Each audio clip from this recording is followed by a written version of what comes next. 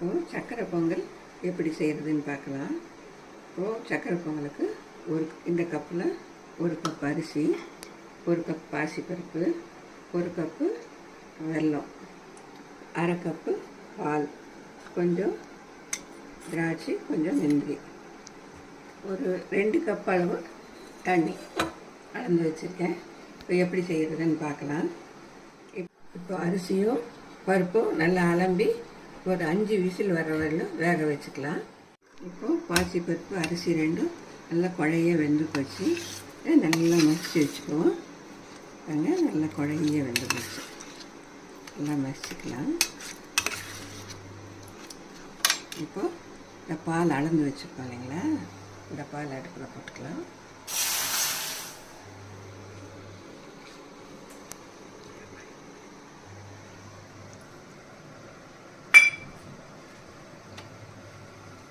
இது காய்ச்சின பால் தான், அதனால் திரும்ப காய்ச்சணும்னு அவசியம் இல்லை. இப்போ வெல்லத்தையும் போட்டுக்கலாம். வெல்லம் போட்டுக்குவோம்.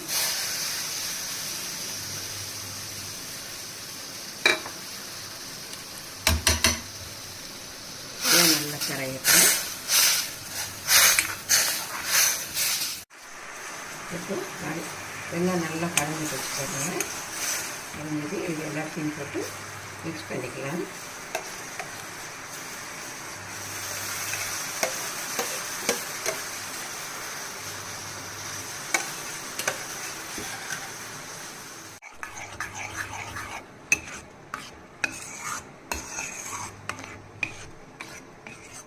நல்லா மிக்ஸ் ஆகிடுச்சு பாருங்கள். கொஞ்சம் கெட்டியாக வரலாம். சிம்மில் வச்சு அடுப்புலேயே வச்சுப்போம். கொஞ்சம் கெட்டியாகட்டும், சிம்மில் வச்சுக்கலாம். அடுப்புலேயே கொஞ்சம் நேரம் இருக்கட்டும். எல்லாம் கெட்டியாகிடுச்சு பாருங்கள். அது ஒரு பாத்திரத்தில் எடுத்து ட்ரான்ஸ்ஃபர் பண்ணி வச்சுக்கோங்க. இப்போது கொஞ்சம் ஒரு இதில் நெய்யை விட்டுக்கோங்க. வாணலியில் நெய்யை விட்டுருக்கேன். இந்த முந்திரி பருப்பை போட்டுப்போம். முந்திரி பருப்பு போட்டு கொஞ்சம் பொன்னிறமாக வர வரணும் அதை வதக்கிப்போம்.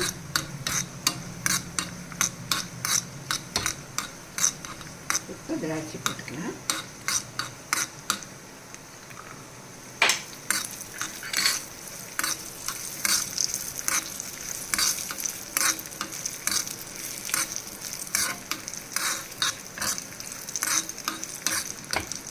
எல்லாம் பொன்னிறமாக வந்துட்டு அடுப்பு அனுப்பிக்கலாம்.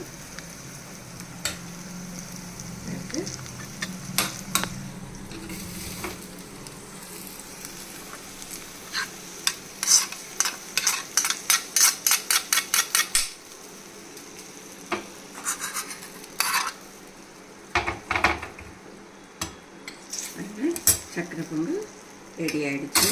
இந்த மாதிரி செஞ்சு பாருங்கள். ஒரு தரம் செஞ்சு பார்த்து எப்படி இருக்குன்னு கமெண்ட்ஸில் சொல்லுங்கள்.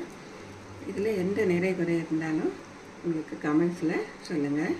நான் அதை சரி பண்ணிக்குவோம். இது ஃப்ரெண்ட்ஸுக்கும் ரிலேட்டிவ்ஸுக்கும் ஷேர் பண்ணுங்கள். நீங்கள் பார்த்ததுக்கு ரொம்ப நன்றி. வணக்கம்.